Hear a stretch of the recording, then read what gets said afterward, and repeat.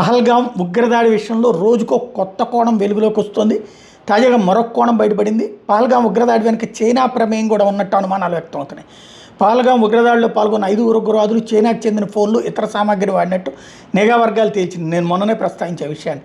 ఉగ్రవాదులు Chinese apps ద్వారా communication జరిపినట్టు తేలింది. ఈ మేరకు పహల్గాం ముష్కర్లు కాల్పులు జరిపిన చోట చైనీస్ శాటిలైట్ ఫోన్ అధికారులు స్వాధీనం చేసుకున్నారు. దీంతో చైనా సాయంతోనే పాకిస్తాన్ ఉగ్రదాడి జరిపినట్టు అంచనా వేస్తున్నారు అధికారులు. మరియు పాకిస్తాన్ వివాదం నేపథ్యంలో పాకిస్తాన్ ఉప ప్రధాని విదేశాంగ శాఖ మంత్రి మహమ్మద్ ఇషాక్దర్ చైనాకు చెందిన తన కౌంటర్ పార్ట్ వాంగీతో ఫోన్లో మాట్లాడడం, వీళ్ళిద్దరి మధ్య టెలిఫోన్ సంభాషణ సుదీర్ఘంగా సాగినట్టు తేలడం మరొక కారణం అవుతుంది. పహల్గాం ఉగ్రదాడి అనంతరం భారత్ తీసుకున్న కఠిన నిర్ణయాలు, పాకిస్తాన్ తీసుకున్న నిర్ణయాలు వాంగీతో చర్చించాడు. దీంతో భారత్కి భయపడి పాకిస్తాన్ అండ కోసం చైనా వద్దకు వెళ్తుందని కూడా నిఘా వర్గాలు భావిస్తున్నాయి. మరియు ప్రపంచ దేశాలు బాధిత దేశమైన భారత్కు మద్దతుగా నిలుస్తున్న నేపథ్యంలో చైనా అందుకు విరుద్ధంగా వ్యవహరిస్తుంది అన్నటువంటిది అర్థమవుతుంది. కుట్రదారు పాక్ వత్తాసు పలుకుతోంది అన్నటువంటిది.